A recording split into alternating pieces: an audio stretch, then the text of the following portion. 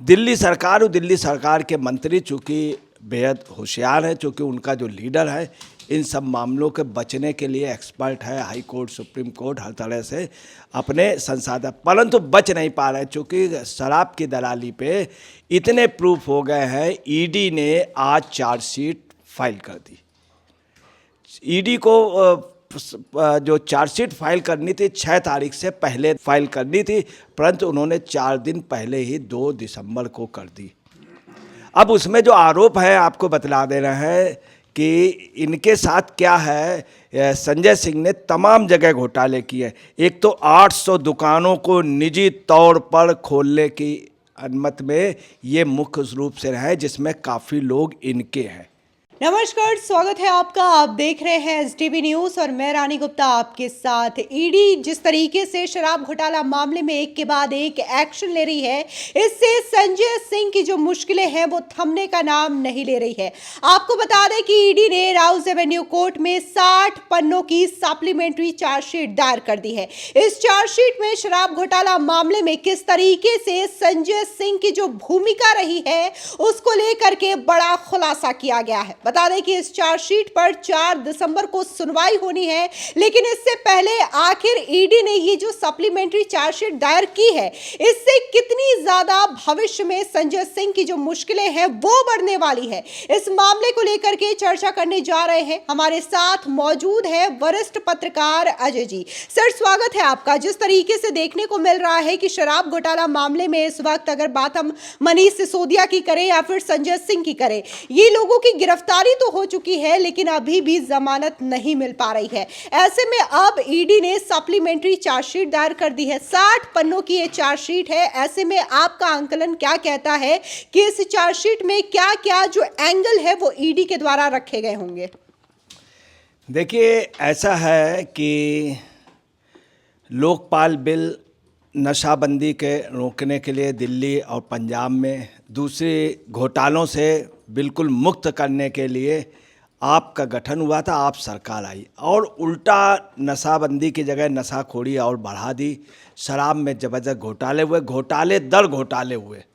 और अब जो है एक कहावत है, कोयले की दलाली में हाथ काले होते हैं, मगर यहाँ शराब की दलाली में ये लोग इतने सने हुए हैं कि बच नहीं सकते हैं। अब वो ज़माने चले गए हैं। पहले लोग सरकारी पैसा नेता लोग मार देते थे। अब जो भी नेता चाहे जिस भी पार्टी का हो वो सलाखों के पीछे होता है। दिल्ली सरकार और दिल्ली सरकार के मंत्री चूँकि बेहद होशियार हैं, चूँकि उनका जो लीडर है इन सब मामलों के बचने के लिए एक्सपर्ट है, हाई कोर्ट, सुप्रीम कोर्ट, हर तरह से अपने संसाधन, परंतु बच नहीं पा रहे चूँकि शराब की दलाली पे इतने प्रूफ हो गए हैं। ईडी ने आज चार्जशीट फाइल कर दी। ईडी को जो चार्जशीट फाइल करनी थी 6 तारीख से पहले फाइल करनी थी, परंतु उन्होंने 4 दिन पहले ही 2 दिसंबर को कर दी। अब उसमें जो आरोप है आपको बतला दे रहे हैं कि इनके साथ क्या है। संजय सिंह ने तमाम जगह घोटाले किए। एक तो 800 दुकानों को निजी तौर पर खोलने की अनुमति में ये मुख्य रूप से रहे, जिसमें काफ़ी लोग इनके हैं। दूसरी आपको बता रहे 2 करोड़ रुपया नगद इनके यहाँ पहुँचा, जिसके बाकायदे गवाह हैं। दिनेश अरोड़ा ने बाकायदे एफिडेविट में बताया है। और ये 2 करोड़ रुपया अगस्त को पहुंचा है 2021 को और अप्रैल 2022 को पहुंचा, जिसके बाकायदे उसमें उस रुपए को प्राप्त करने पे इनके खास आदमी ने उसने भी कबूला है और बाकायदे उन लोगों ने अपनी बातचीत में स्वीकार किया है। त्यागी ने भी स्वीकार किया, इनके असिस्टेंट मिश्रा ने भी स्वीकार किया। इन सब की गवाही है। इसके अलावा इनके लिए 60 पेज की जो रिपोर्ट लगी है उसमें चार्जशीट में तमाम प्रूफ ऐसे हैं। 5 लोगों की निजी शिकायतें हैं और तमाम एफिडेविट हैं। इसके अलावा इन्होंने लाइसेंस देने के निर्णय पे भी शामिल थे और जो 2020 की शराब की दुकानें थी, व्यापारियों को इन्होंने लाइसेंस दिए हैं और इन्होंने व्यक्तिगत सिफारिश भी की है। जिनकी जिनकी सिफारिश की वो भी लोग इन्वॉल्व हैं। अब आपको बता रहे हैं मनीष सिसोदिया वाले में जो दिया गया था उसमें 100 करोड़ का जिक्र किया था, बाकायदे हुआ, उस पर ये भी इन्वॉल्व है।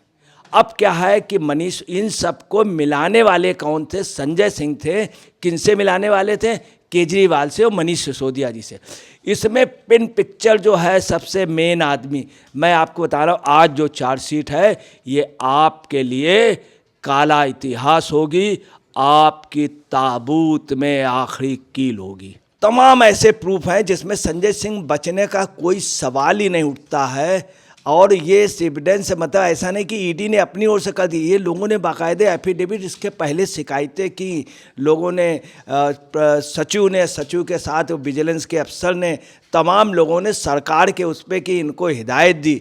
हिदायत के बाद भी नहीं सुधरे। उसके बाद जांच हुई, एफआईआर हुई, फिर सीबीआई ने जांच की, सीबीआई के बाद ईडी को दिया गया मामला, ईडी के बाद कोर्ट में आया, कोर्ट ने मनीष सिसोदिया को अभी तक जमानत नहीं दी है और साफ उनका कहना था कि मामला सीरियस है, ये उसी से इन्वॉल्व है, इनको भी नहीं मिल रही है। ये lower court, high court, supreme court सब जगह हुआ है। आज राउज एवेन्यू कोर्ट में, अब आप समझ लीजिए ईडी का भी कितना वो है कि उन्होंने 4 दिन पहले दायर कर। अब चार्जशीट दायर होने के बाद हम आपको बता रहे हैं इनके बचने की, इनके छूटने की कोई भी संभावना नहीं है। इनके साथ जो मेन लोग थे वो भी इनके साथ आएंगे, कहाँ पर? जेल में। अच्छा, इस चार्जशीट में देखने को मिला है जहां ये बताया गया है कि कैसे साजिश रची गई है, मनी लॉन्ड्रिंग का एंगल है और रिश्वत लेने का एंगल है। इसी के साथ ही जो उनके असिस्टेंट रहे हैं संजय सिंह के, सर्वेश मिश्रा, उसको भी आरोपी बनाया गया। तो क्या आप मानते हैं कि अगर सर्वेश मिश्रा को आरोपी बनाया गया है, उसकी गिरफ्तारी होती है, तो और अहम जो खुलासे हैं इस मामले में हो सकते हैं? क्योंकि ठीक ऐसे ही दिनेश अरोड़ा ने भी खुलासे किए जिसके बाद संजय सिंह की गिरफ्तारी हुई है। देखिए, मैं आपको बता रहा हूँ कि इसमें मिश्रा की भी होगी, अजीत त्यागी के, उनके सहयोगी जब छापेमारी हुई थी तब आप समझ लीजिए कि छापेमारी अजीत त्यागी जी के यहाँ भी हुई थी और उनके ठेकेदार और उनके दोस्त जो मिश्रा हैं, एक पटेल हैं, इन सब के यहाँ हुई थी। और दिनेश अरोड़ा का भी इन लोगों ने बाकायदे एक्सेप्ट किया। अजीत त्यागी ने बाकायदे काफ़ी चीज़ें बरामद हुई, ठेकेदारों के यहाँ से बरामद हुई है और इन्होंने जानबूझ करके राजस्व लॉस जो था उसको कराया, उनको फ़ायदा पहुंचाने के लिए। और 800 दुकानें शराब नीति में, जो पहले शराब नीति थी वो नहीं, इन्होंने अपनी ओर से 800 दुकानें जो वो, और ये जो मामला है ये 338 करोड़ रुपए के घोटाले का, 338। इसके बाद जब शराब नीति पे ये हुआ कि शराब नीति की वजह से इन लोगों को जेल जाना पड़ सकता है, चूँकि गलत है, तो इन्होंने शराब नीति वापस ले ली। उसके बाद उससे बड़ा घोटाला लगभग 1500 करोड़ रुपए का है। बाकायदे क्लबों वगैरह में शराब की नीति वही लागू रही, वहाँ पे अवेलेबल इन लोगों ने बहुत कराई। तो ये इतना बड़ा घोटाला। दूसरी आपको बताना है कि ईडी ने जो 60 पन्नों की वो की है उसमें आपको बताना है तमाम पहलू दिए हैं। संजय सिंह ने पैसे कहाँ कहाँ से आए, किससे किससे लिए, किस तरह से मनी लॉन्ड्रिंग की और किस तरह से धन शोधन निवारण अधिनियम का इन्होंने उल्लंघन किया।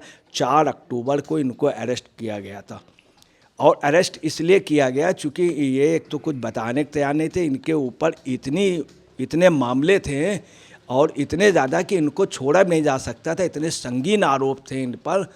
और इनको बाकायदे प्रेजेंट किया गया कोर्ट में। इन्होंने क्या किया कि 14 दिन की रिमांड ले ली, फिर इनको 14 दिन की रिमांड मिली। अगस्त 2021 से और अप्रैल 2022 को जो इनको रुपया दिया गया है उस पे इन्हीं के आदमियों ने एक्सेप्ट किया है। सबसे बड़ी सर्वेश मिश्रा ने, इन्हीं के लोगों ने एक्सेप्ट किया कि हाँ दिया, जो माध्यम है। और बाकायदे फ़ोन नंबर, बाकायदे वो जो लोग देने गए, दिनेश अरोड़ा, उन्होंने सब ने बहुत क्लियर किया। दूसरी बात आपको बता रहे हैं, संजय सिंह की मुसीबत तो बढ़ी है, पूरी आप पार्टी की बढ़ी। और इसमें जो मास्टर प्लानर है वो आज नहीं तो कल आपको बता रहे हैं निश्चित तौर पे जेल जाएगा। 4 दिसंबर तक ये तिहाड़ में बंद रहेंगे, 4 दिसंबर तक इनकी डेट है। उसके बाद देखिए, अब चूँकि चार्जशीट हो गई तो चार्जशीट की वजह से इनकी छूटने की अब संभावना नहीं है, चूँकि चार्जशीट में इनके ऊपर आरोप हो गए और आरोप से निकल पाना बहुत ही असंभव है।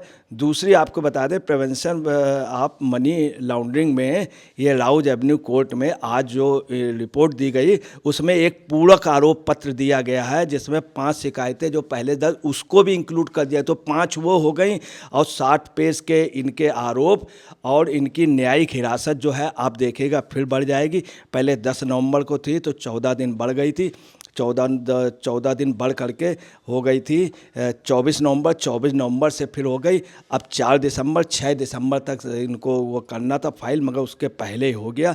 और लोअर कोर्ट से ये हाई कोर्ट सुप्रीम कोर्ट तक जा चुके हैं, कहीं पे इनको जमानत नहीं हुई। सबसे मेन बात है जो 100 करोड़ रुपए का मामला जो वो दिया है उस पे भी इनका इन्वॉल्वमेंट बच नहीं पाएंगे। 338 करोड़ का ये 5 आरोप पत्र वो, इसलिए आपको बताना है कि कोई भी संभावना नहीं। ये जो सपने देखते थे, कहते थे जेल के ताले टूटेंगे, मनीष भैया छूटेंगे, तो आपको बताना है ये पोजीशन नहीं है, बिल्कुल आप समझ ले। कभी आपको बताना है कि इसी आप पार्टी के एक लीडर ने कहा था, संतोष भारती ने, हर साख पे उल्लू बैठे हैं, अंजाम गुलिस्ता क्या होगा, बर्बाद गुलिस्ता करने को एक ही उल्लू काफ़ी होगा। ये बाकायदे संतोष भारती ने कहा था, जो कि बहुत बड़ा इनका संगठन करता था। उस समय किरण बेदी भी थी, वीके सिंह भी थे।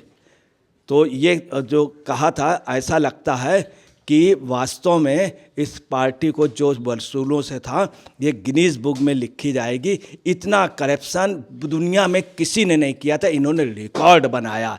फिलहाल इस पूरे मामले को लेकर के अजय पत्रकार जी ने अपनी राय रखी और इनका कहना यही है कि जितना भी आम आदमी पार्टी इसे तथाकथित शराब घोटाला कह दे, लेकिन आज चार्जशीट दायर की गई है, सप्लीमेंट्री चार्जशीट है ये, और कल को जो पूरे के पूरे शराब घोटाला का जो मेन मास्टरमाइंड है, जो मेन अक्यूज्ड है, वो भी जल्द से जल्द सलाखों के पीछे होगा। फिलहाल इस पूरे मामले को लेकर के आपकी क्या राय है, हमारे कॉमेंट सेक्शन में जरूर बताएं। धन्यवाद।